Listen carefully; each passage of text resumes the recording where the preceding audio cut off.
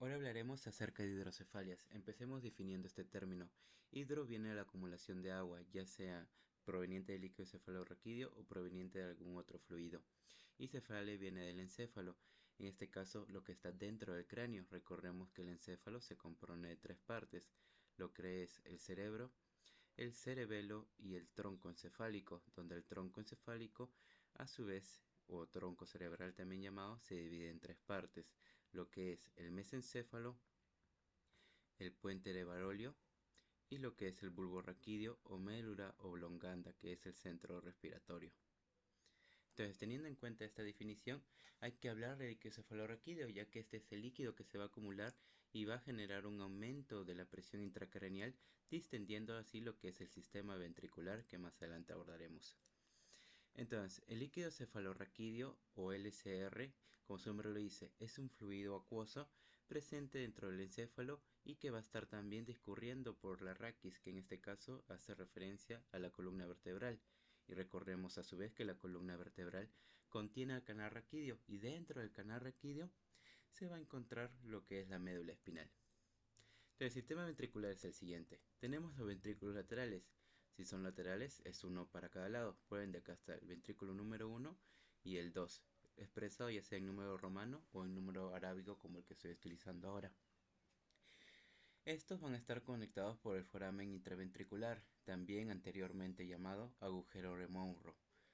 Ahora ya no se utiliza este término, sino el nombre correcto es foramen interventricular. Sin embargo, algunas literaturas aún consideran agujero de Monro como el conector entre los laterales con el tercer ventrículo.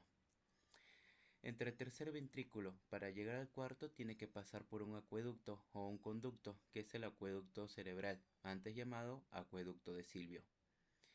Luego del cuarto ventrículo sirven lo que son los canales centrales, en este caso haciendo referencia al agujero de Manghieri y al agujero de Luschka. Es importante que el líquido cefalorraquídeo pase por estos lados porque va a permitir lo que es el avance del fluido del LCR al espacio sugadagnoideo. Y es importante aquí recordar lo que son las meninges, es decir, las capas que protegen al cerebro. Yendo de superficial a profundo, tenemos a la dura madre, a la adagnoides y a la pía madre. Entonces, entre dura madre y adagnoides, y por eso se llama espacio sugadagnoideo, se encuentra aquí, debajo de la dura madre. Entonces, aquí es donde va a discurrir el líquido cefalorraquídeo que se ha formado en dos lugares, que en este caso la producción del LCR viene por un lado de los plexos coliureos, que es en la mayor proporción, y por otro lado de los ependimocitos, o también llamados células ependimarias. La proporción es 97% de plexo coliureo y 3% de los ependimocitos. También recordemos que los ependimocitos son las células fundamentales dentro de la barrera hematocefálica, y a su vez que cualquier daño presente dentro de esta barrera va a generar una injuria cerebral, pudiendo desencadenar daño neurológico, sea transitorio o permanente, dependiendo de qué mecanismo de lesión haya afectado. Continuando con lo que es el líquido cefalorraquídeo, aparte de su producción, el drenaje, viene lo que es la reabsorción. Si el líquido cefalorraquídeo no se absorbe, se va a acumular, generando así la hidrocefalia. Entonces, la reabsorción lo que nos dice lo siguiente, que todo ese líquido que se ha venido produciendo se reabsorbe en lo que son las granulaciones adagnoideas, es decir, seguimos en la parte del espacio sugadagnoideo, y si no se llega a reabsorber se va a acumular, y al acumularse se genera lo que es la hidrocefalia. Entonces, para dar más reencuentro fisiológico, el valor normal en un adulto sano, es decir, en una persona que está fisiológicamente normal o está hemodinámicamente estable, es de 90 a 150 mililitros, es decir, es prácticamente como llenar un vaso de agua. El líquido cefalorraquídeo también se caracteriza porque al colocarlo en un tubo de ensayo, cuando se hace la extracción de este líquido, literalmente parece como si fuera agua lo que estuviera allí. Es completamente transparente, es incoloro y a la vez es estéril, por lo mismo que está protegido por las estructuras que ya hemos mencionado. La producción proveniente ya sea del plexo coliureo o el ependimocito es de 500 mililitros al día. Sin embargo, esto no sucede a tope. No es que yo coordine y le diga a mi cerebro produce LCR 500 mililitros en una sola hora y en el resto del día no hagas nada. Así no suceden las cosas. porque la producción de LCR no la controlo yo, sino la controla el mismo sistema neurológico a través de la excitación del epidimocito y de los plexos corireos. Aproximadamente da entre 4 a 5 vueltas durante el día para producirse esa cantidad de líquidos, de 500 mililitros o mitad de litro. La presión normal a la que está pasando, recordemos que al decir presión lo estamos midiendo en milímetros de agua, debe ser menor a 180 mililitros en adultos. En caso superase esta presión, ya se generaría el aumento de la PIC, es decir, la presión intracraneal. Para eso es importante saber cómo se calcula la PIC. Y la fórmula es la siguiente. La presión de perfusión cerebral, la PPC, va a ser igual a la PAN, la presión arterial media, menos la PIC, menos la presión intracraneal. En un adulto el valor normal de la presión intracraneal puede variar entre 7 a 15, dependiendo de la edad y la condición que tenga el paciente. Por ejemplo, si el paciente sufre de algún daño neurológico, muy probablemente la presión intracraneal esté elevada. En cambio, en un neonato, en un niño, la presión suele ser menor. En caso de un niño, suele llegar hasta 7 milímetros de mercurio. Y en caso de un neonato, un recién nacido, llega hasta 6 milímetros de mercurio. Ya cuando es superior a este, se estaría hablando de una hipertensión intracraneal o de un síndrome hiperendocraneal, dependiendo de las condiciones también del paciente. Entonces, teniendo en cuenta todo este recuento del líquido cefalorraquídeo, de cómo se produce, cómo se va drenando y cómo se reabsorbe, pasamos netamente a lo que es la hidrocefalia, que como he dicho, hidro viene de la acumulación de líquido, que no necesariamente es agua, no necesariamente son dos átomos de hidrógeno y uno de oxígeno, sino que puede ser cualquier otro fluido, y también independientemente sea LCR o cualquier otro. Y cefalia viene de la parte de la cabeza. La cabeza recordemos que tiene cráneo y tiene lo que está dentro, que es el encéfalo. Entonces, la hidrocefalia no es lo mismo que decir cabeza grande. Esto es muy estereotipado y a la vez es un estigma que al ver un niño con cabeza grande decimos que tiene hidrocefalia. Sin embargo, sabemos muy bien que el perímetro craneal no necesariamente va relacionado con la acumulación de líquido, porque un niño puede nacer con cabeza grande, sin embargo, para nada puede tener hidrocefalia. Entonces hay que tener bien disgregados estos términos porque no son sinónimos. Entonces, esta patología sucede por un desequilibrio dinámico. Al decir dinámico, tiene motivo porque el líquido cefalorraquídeo no está estático, sino que va avanzando conforme va avanzando. También va pasando el tiempo. Entonces, el equilibrio está entre producción, ya sea por los epidimocitos o por los plexos corireos, la circulación, dada por el sistema ventricular, y la reabsorción, dada por lo que son, en este caso, el espacio sucranoideo, en este caso las granulaciones adenoideas. Ahí es donde se reabsorbe y luego va hasta el sistema venoso dural y va siguiendo su recorrido que debe hacer el LCR. Entonces, cuando hay un desequilibrio entre estos tres términos, entre producción, circulación y reabsorción, ya estaríamos hablando de una hidrocefalia. Ahora, clasificado generalmente, esto es lo que más preguntan, ¿cuándo es obstructiva y no obstructiva? Su mismo nombre lo dice. Es obstructiva o no comunicante cuando el líquido cefalorraquídeo no alcanza el espacio sugadenoideo. Esto debido a una obstrucción. La obstrucción puede ser por diversas causas. Puede ser una causa neoplásica, un tumor o un cáncer. Puede ser producto de un agente patógeno que haya ingresado de alguna manera al espacio sugadenoideo contaminado. Puede ser por una infección y demás causas que vienen al caso. La más frecuente suele ser por una infección o por un defecto congénito. Por ejemplo, un neonato que nazca con espina bífida o nazca con lo que es meningitis, que luego hablaremos.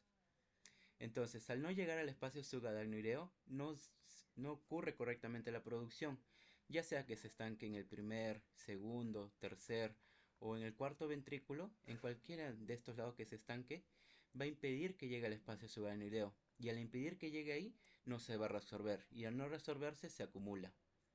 Entonces ahí está producto de una obstrucción. Ahora, es no obstructiva o comunicante cuando claramente no hay un obstáculo, no hay algo que impida que el LCR siga avanzando por donde debe. Entonces aquí se altera la circulación o reabsorción del LCR, no necesariamente por una infección, una neoplasia o cualquier agente patógeno, sino en este caso por una malformación que pueda ocurrir durante el periodo preembrionario, embrionario o fetal del desarrollo gestacional, ya que recordemos que la gestación de ser de 36 a 40 semanas, dependiendo de varios factores, se divide embriológicamente en tres partes: el periodo preembrionario, el embrionario y lo que es el periodo fetal, donde el embrionario es donde ocurre el proceso más importante, que es la organogénesis, la formación de los órganos in situ que conocemos. Entonces, cuando hay un daño dentro de todo este proceso embrionario que está sucediendo en la gestación, puede ocurrir una hidrocefalia no obstructiva. La mayoría de veces solemos confundir o decir, afirmar inclusive con bastante seguridad, que una hidrocefalia solamente es intrínseco de bebés, de neonatos o de futuros productos. Sin embargo, también ocurre en adultos. Entonces la hidrocefalia no distingue si es adulto, si es niño, si es adulto mayor, no distingue eso. Sino lo que la hidrocefalia hace es que por una obstrucción o por una no obstrucción genera la acumulación. Entonces, cuando ocurre en adultos, principalmente adultos mayores, mayores de 60 años, se le llama hidrocefalia normotensiva. Es decir, aquí no hay un aumento de la PIC, no aumenta la presión intracraneal. Los valores de la PIC se mantienen entre 5 y 15 milímetros de mercurio. Sin embargo, lo que está ocurriendo es un daño más interno, sea de manera idiopática, es decir, una causa desconocida, o secundaria a otra afección que el paciente pueda tener. Entonces, el sistema ventricular, toda la producción de drenaje y reabsorción está ok, todo está bien. Sin embargo, lo que ocurre es más que se acumula el líquido cefalorraquídeo tanto en la corteza como en la parte interna del cerebro, producto de que el LCR puede estar drenando por un agujero que no esté tan visible dentro de la semiología que conocemos.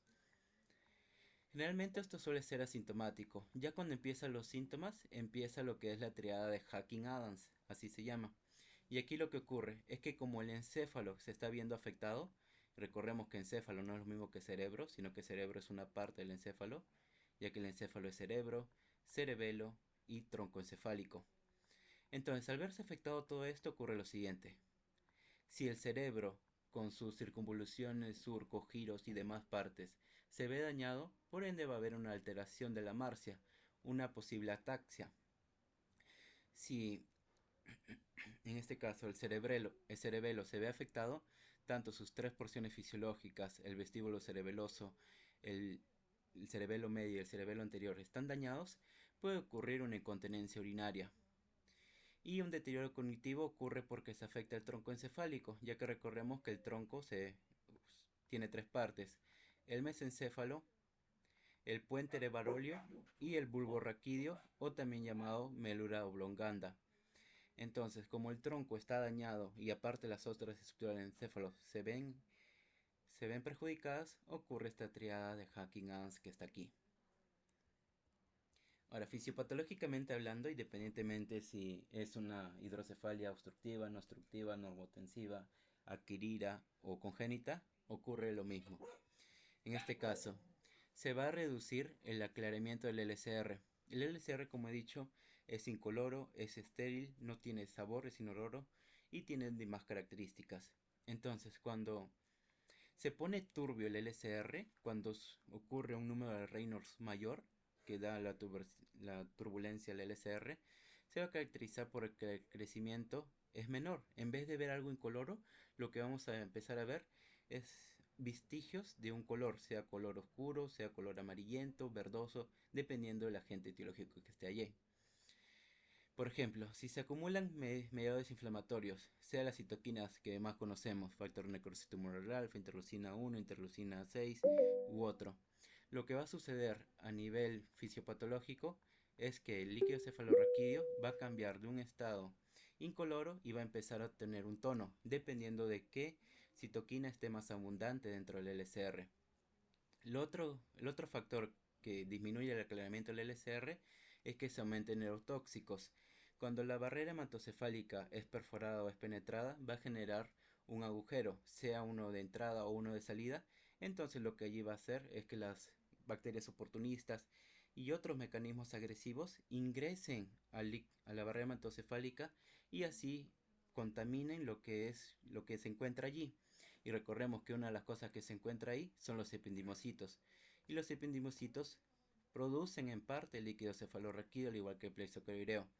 Entonces, si lo que está originándose está contaminado, por ende, lo que se originó, en este caso el LCR, también va a estar contaminado por una serie de secuencia de hechos.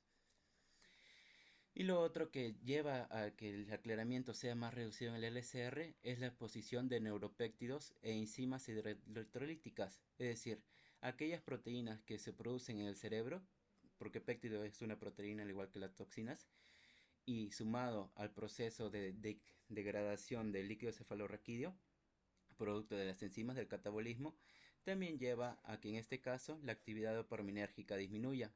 Y aquí recordemos, tenemos 4 vías o 4 circuitos dopaminérgicos. Entre ellas, los circuitos dopaminérgicos, como han escuchado, es básicamente la dopamina, una hormona que se caracteriza por aumentar la predicción, porque antes de pensar nosotros predecimos sucesos, eso es lo que hace nuestro cerebro, y esa predicción se viene acompañada de una señal. Por ejemplo, si yo quiero salir a correr a diario, mi señal puede ser la hora, puede ser la mochila lista para que vaya a correr, puede ser también mi compañero de carrera u otros estímulos. Entonces, estos circuitos dopaminérgicos, lo que le estoy hablando, es la vía mesolímbica, es decir, aquella que va a tener relación con el sistema límbico y también va a tener relación con la parte del mesencéfalo. Entonces, cuando estos circuitos dopaminérgicos, ya sea el mesolímbico que acabo de hablar, el nigrostriado o cualquiera de los otros dos que nos falta mencionar, disminuye la actividad dopaminérgica. Y esto lleva también que las personas se sientan más apenadas o con menos capacidad de hacer las cosas, producto del daño dopaminérgico que se está produciendo. Ahora, hablando de la etiología de la hidrocefalia, tenemos que la principal causa es idiopática, es la desconocida. Así como vimos en la triada de Hawking-Adams, ya sea una hidrocefalia normotensiva idiopática o secundaria, lo que se va a producir es que el mecanismo generalmente suele ser desconocido. Cuando el paciente llega a la consulta de neurología y el neurólogo lo pasa al neurocirujano, es porque no encuentra la causa exacta, pese a que haya hecho la semiología, pese a que haya pedido estudios imagenológicos, estudios de laboratorio, no encuentra algo que lo caracterice. Entonces, esa es la principal causa, la idiopática o la desconocida. La segunda causa es la posinfecciosa, por ejemplo en un caso de una meningitis, que ahorita vamos a entrar a ello. Entonces, cuando hablamos de hidrocefalia, aparte de las ya mencionadas, tenemos la hidrocefalia congénita. Recordemos que congénito no es lo mismo que hereditario. Congénito sucede durante el desarrollo embrionario, en cambio hereditario tiene que ver más con la parte genética. La principal causa de una hidrocefalia congénita es la espina bífida. Acá tenemos las 3 presencias de las espinas bífidas, donde la última es la más letal. Entonces, cuando hablamos de espina, la espina que se va a hacer referencia es la médula espinal. Y bífida por lo mismo que está presentando una bifurcación dentro de esta. Prácticamente parece una hernia, sin embargo no es una hernia. Es una protrusión anormal proveniente de la médula espinal que protruye en este caso por L4 o L5 generalmente. En algunos casos también de L5-S1. Entonces primero está la espina bífida oculta, luego está la meningocele y la última, la más letal, la que da un peor pronóstico por su mayor defunción, la milomeningocele. Entonces, para encontrar el significado de cada palabra, cuando vemos el término cele, se refiere a que se está presentando una protrucción, independientemente de cualquier protrucción que sea. Meningo viene de las meninges, dura madre, adenoide y pia madre, de superficial a profundo. Y mielo viene de la miel, sin embargo nuestro cuerpo no tiene miel, tendrá azúcar más no miel. Entonces mielo viene de la parte de la médula espinal. Si disgregamos todo esto, la definición sin necesidad de estar buscando ya salió. Es la protrucción producto del daño en las meninges que daña a la médula espinal. Y básicamente lo vemos como lo estamos observando aquí, que la parte de la médula espinal está protruyéndose por este canal, que en este caso está saliendo de la médula espinal y protruye por el canal raquídeo, está afectando la columna vertebral y sale por el espacio cutáneo. Entonces esa es la parte congénita, la hidrocefalia congénita que más produce la espina bífida, que es el mecanismo más producente de hidrocefalia congénita. Luego está la quirira. La quirira en este caso es por la meningitis. Meningitis no solamente decir inflamación o infección de meninges, porque eso mismo está ya en el significado, sino ir más allá. De acuerdo al agente etiológico, sea bacteria, virus, espora o cualquier otro, el daño va a ser distinto. Entonces, las meninges normales, nuevamente repasamos, dura madre, adenoide, pia madre, de afuera hacia adentro. Entonces, debajo de esas meninges vamos a encontrar el líquido cefalorraquídeo, que ya le hemos hablado. Sin embargo, cuando hay algo ingresa por razones X, por ejemplo, el daño en la barrera hematocefálica que afecta al perimocito y esto al líquido cefalorraquídeo, lo que va a suceder es que se empieza a infectar. Y conforme va pasando los segundos, minutos, horas, días, semanas, hasta inclusive meses, la infección se va haciendo mayor. Entonces, dependiendo de la capa que se vea afectada, mientras más profunda sea el daño, o mientras más diseminación infecciosa haya, menor va a ser la capacidad resolutiva y mayor va a ser la tasa de comorbilidad del paciente. Ahora, es importante también saber lo que son las manifestaciones clínicas, porque por ejemplo, en la triada, de Hacking-Adams, que representa a la hidrocefalia normotensiva o el adulto, sabemos que hay. Sin embargo, cuando es un lactante las cosas cambian. Por ejemplo, cuando es un lactante, si queremos verlo semiológicamente, aplicamos el signo de Umaseweng, que básicamente es colocar un dedo pleximétrico, generalmente se utiliza el segundo dedo, el dedo índice, y lo que se hace es percutir sobre la sutura craneal, exactamente en la fontanela o coloquialmente llamada mollera. Entonces, la fontanela o mollera tenemos dos, anterior y posterior, y cada una debe cerrarse en un tiempo debido. La anterior es la más grande, y al ser la más grande, por ende va a demorar más en cerrar. Esta suele cerrar entre 1 a 3 años. Si después de 3 años al niño no se le ha cerrado la mollera, indicaría que hay un retraso óseo en este cierre. Y si es la posterior, el tiempo también va cambiando. En este caso suele cerrarse entre 2 a 3 meses. Entonces, esa fontanela no es hueso en sí. Lo que va a ser es un tejido blando que va a estar entre huesos no compactos, que no están cerrados. Es por eso que a un bebé, cuando se lo está cargando, se lo coloca en el regazo, no se lo está sacudiendo ni se lo está remeciendo, porque ese remesón puede hacer que el proceso de cierre de las fontanelas se haga más lento. Entonces, lo que hace el signo de Macewen es que yo percuto sobre esa fontanela, sea la anterior o la posterior, y al percutir escucho como si estuviera tocando una olla rota. Es decir, escucho un sonido timpánico. Básicamente como si fuese... Si quieren ahorita toquen una olla o cualquier cosa metálica, voy a escuchar que suena de una manera timpánica. Entonces lo mismo escucho aquí en Macewen. El aumento de perímetro también es lo mismo. Sin embargo, recuerden, cabeza grande no es lo mismo que decir hidrocefalia. Porque el perímetro craneal o el perímetro encefálico no necesariamente es sinónimo de hidrocefalia. Otro es la fontanela tensa que protruye, sea la fontanela anterior, que es la más común por lo mismo que es más grande, o sea la posterior. Y va protruyendo por lo mismo que la PIC, la presión intracraneal, se va viendo aumentada, ya sea por un proceso neoplásico, infeccioso o cualquier otra causa. También se produce una diástasis de suturas. En este caso no se refiere a que es suturado la cabeza del paciente y se ha abierto, porque eso ya sería dehiscencia, sino aquí se refiere a las suturas craneales. Recordemos que en el cráneo hay diferentes puntos, tanto puntos craniométricos como suturas. Entonces, cuando hablamos de suturas, es hueso con hueso. Cuando hay una diástesis, se refiere a una separación. Hay una separación entre esas partes que mantienen unidas a las estructuras óseas. Otra manifestación es la hipertrofia, el aumento del tamaño del músculo, y en este caso del músculo liso que está componiendo las venas. Y esta dilatación, este aumento del diámetro de las venas, recordemos que las venas tienen un diámetro, una circunferencia y dentro hay un diámetro donde pasa la luz venosa. Entonces, si esto se va hipertrofiando, si el músculo liso se hace más grande de lo que debería estar de un tamaño reducido, se aumenta, por ende el contenido que está acá se va también a aumentar, lo cual va a generar la congestión. Esto sucede principalmente en el cuero cabelludo. Luego está la parálisis del cuarto par. En este caso, la parálisis del cuarto par, semiológicamente lo vemos como el paciente que está viendo hacia arriba y hacia afuera. Entonces, si yo veo hacia arriba y hacia afuera, es decir, hacia el techo y hacia mi lado, tengo una parálisis del cuarto par. Y mucho más aún si no puedo bajar los ojos. Entonces, mi cuerpo lo que va a hacer es no querer estar mirando todo el día para arriba. Y lo que hace el bebé, o el neonato en este caso, es bajar la mirada, mover su globo ocular.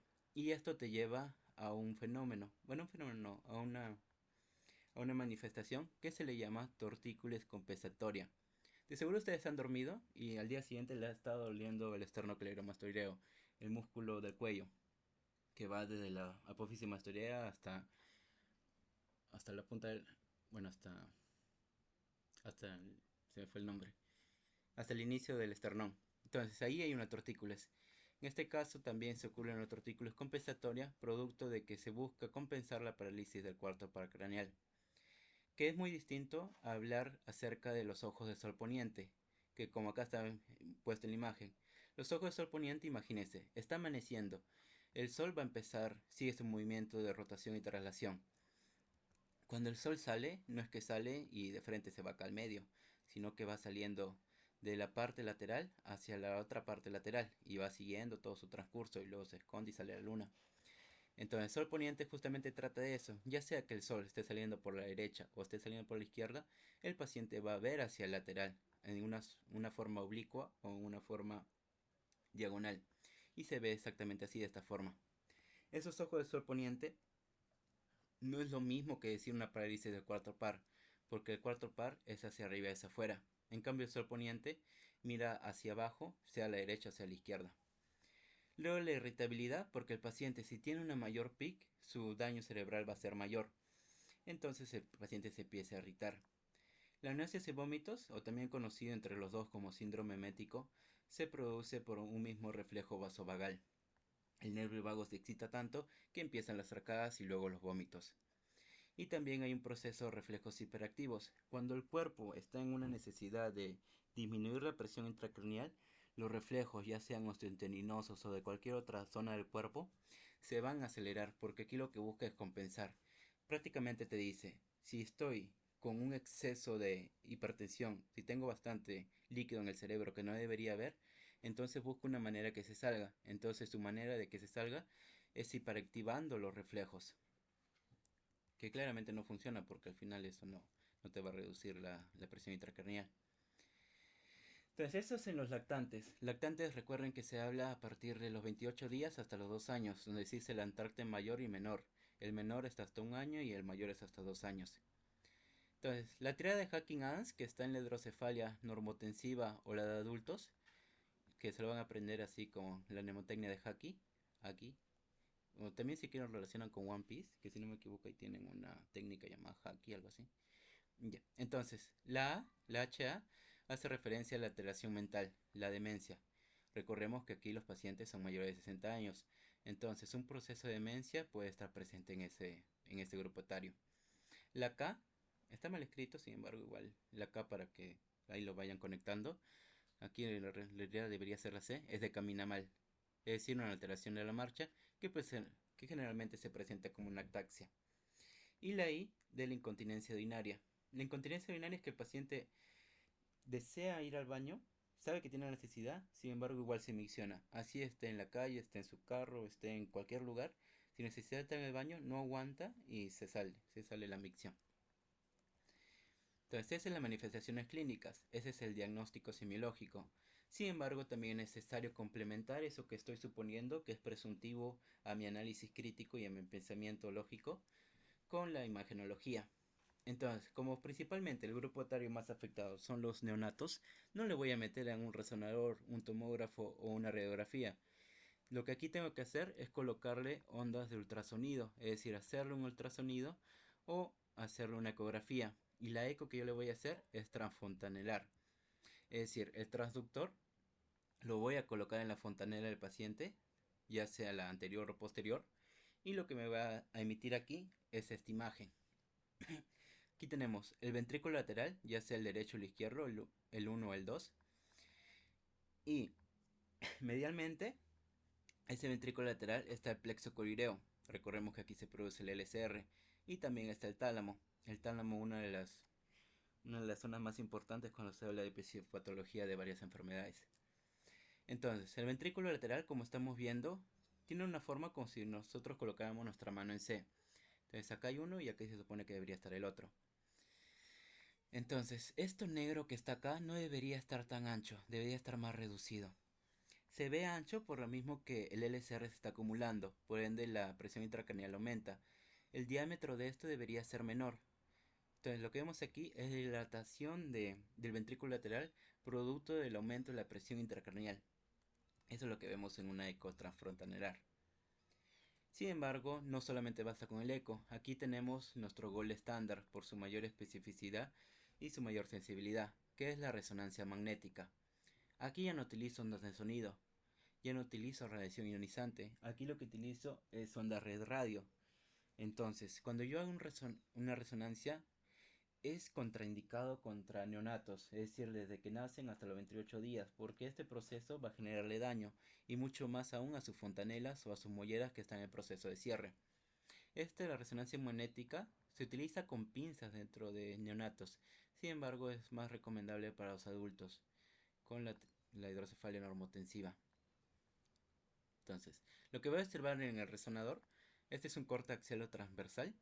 Voy a observar una ventriculomegalia. Recordemos, megalia viene de aumento y ventrículo viene de los ventrículos, ya sea laterales, tercero o cuarto ventrículo. Y como vemos, no hay atrofia cortical, es decir, la corteza cerebral que está aquí de una forma gris, no vemos que se está haciendo más chica, sino que mantiene su proporción dentro del corte axial. Lo que sí vemos demasiado destacable es esta Y. Esta parte que representaría los ventrículos está demasiado dilatado en proporción al cerebro. Prácticamente el cerebro ocupará un 25% y el otro 75% está ocupado por los ventrículos. Eso es lo que más llama la atención. También observamos una salida transependimaria del líquido cefalorraquídeo. Es decir, esos ependimocitos que están produciendo aproximadamente el 3% del LCR tienen una ruptura. Esta ruptura que viene a su vez de la ruptura en la VHL, la barrera hematocefálica, permite que el LCR siga saliendo en poca proporción. Entonces esto es prácticamente como llenar una tina a gotitas de agua. Entonces está acá el caño abierto y acá está la tina. La tina se va a llenar lento. Será que en media hora, dependiendo también de qué tamaño y cuánta proporción de agua salga, la tina va a irse llenando poco a poco. Va a llegar un momento que la tina ya está a tope, ya no llega más y empieza a rebalsar. Entonces algo similar ocurre con la salida transependimaria del LCR. Cuando hay una ruptura, así sea milimétrica o en algunos casos nanométrica, lo que va a suceder es que el LCR, pese a estar en menor volumen producido por los ependimocitos, empieza a drenarse, a salir y va a ocasionar la hidrocefalia. Otra cosa que observamos, aparte de la ventricomegalia y lo que es la salida transependimaria, es la ausencia del acueducto de Silvio. Ese acueducto que está conectando al tercer y cuarto ventrículo no está. Entonces, cuando no está esto, cuando no vemos un vestigio o la indicación del cuarto ventrículo, que como se dan cuenta prácticamente parece un Mickey Mouse. Acá está la cabeza, la cara, acá están las orejas y acá está como un Mickey Mouse, más o menos así se ve. O como una cuchara. Hay algunas cucharas que tienen esa forma. Ya, entonces no se ve lo que es el acueducto de Silvio. Entonces, si el tercer y el cuarto ventrículo no se puede conectar, entonces el drenaje del LCR no se va a producir correctamente. Entonces esto va a llevar a que aumente el LCR claramente y te lleve a lo que es la hidrocefalia. Eso es lo que ves en las imágenes. Claro está que ves más cosas, sin embargo, principalmente observas eso. Ahora, existe otra forma, aparte de lo que es el eco transfrontanelar y la resonancia magnética, que es el catéter intraventricular. Esto, al menos colocarlo en un neonato o en un lactante, es complicado. No tanto porque se mueva, porque esté llorando ni demás, porque con anestesia ya está. Es complicado por lo mismo que es un neonato, recién está cerrando su fontanela, recién está creciendo, prácticamente, bueno, en sí está en sus primeros días de vida. Entonces colocarle un catéter a esa corta edad es complicado. Entonces, lo que sucede aquí con el catéter intraventricular, como su nombre lo dice, lo que se busca es que el catéter llegue hasta acá, hasta dentro de los ventrículos, principalmente a los laterales, porque una vez que llego a los laterales puedo hacer presión negativa o lo que es succión y drenar lo que es el contenido del líquido cefalorraquídeo acumulado por la producción del LCR, ya que recordemos que los laterales va al tercero, luego al cuarto. Entonces, si yo actúo acá en el inicio, de donde está bajando todo el LCR, y hago presión negativa, lo que va a suceder es que va a absorberse y tarde o temprano va a salirse todo el LCR acumulado. Entonces yo para llegar ahí, primero tengo que trazar una línea para saber hasta qué punto voy a llegar, porque si no trazo, si no sé dónde está ubicado el sistema ventricular cerebral, va a ser prácticamente entrar a ciegas en la neurocirugía.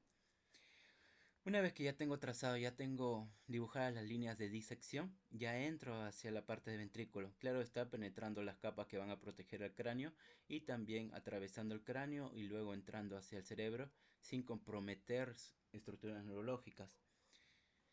Entonces lo que hago es, por una parte, puedo guiarme con un transductor para ver dónde están los ventrículos. Como es una parte blanda, si yo hago resonancia allí, no tendría sentido porque el paciente va a estar en el resonador y yo voy a querer estar abriéndole la cabeza. Entonces como que no va. También este catéter intraventricular funciona tanto como diagnóstico y a su vez funciona también como diagnóstico. Es como una CEPRE, solo que no son las mismas funciones, bueno, son en diferentes operaciones. Entonces, el catéter intraventricular lo que busca es diagnosticarme, medir cuánta PIC se está originando y cuánto LCR está acumulado allí.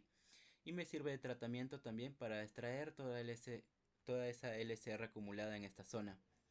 Lo que hago es básicamente coloco el catéter in situ que está acá, este tubo que vemos acá, que puede ser de poliéster, de, de polivileno o cualquier otro material.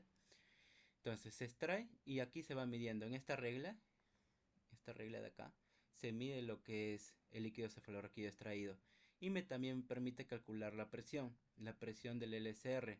Recordemos, si es mayor a 180 ya me indicaría una hipertensión intracraneal. Ahora, el LCR no solamente lo puedes sacar así con un catéter intraventricular, sino también lo haces de la forma más común, que es aplicándole la línea de Tuffier. La línea Tuffier recordemos que va bien de L4 a L5 o de L3 a L4, principalmente de L4 a L5.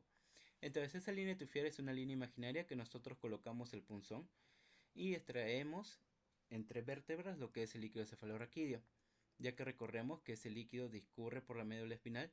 Entonces lo que yo tengo que hacer es ingresar por donde está discurriendo para absorberlo y lo agarro de la parte más baja de L4 a L5, porque si lo agarro de más arriba no va a estar la suficiente cantidad, por lo mismo que el LCR cae por gravedad. Entonces de preferencia lo agarro de L4 a L5. Recordemos que esa línea se le conoce como línea de Tuffier y lo suelen preguntar más cuando están rotando en neurocirugía. Línea de Tuffier, ahí está. Y así se extrae el LCR. Esto de manera manual, la más común. Y esto ya de manera más especialista, porque que un estudiante coloque un catéter ventricular puede generar mucho daño. Ahora, está el drenaje ventricular y para eso le voy a mostrar un video de cómo se realiza.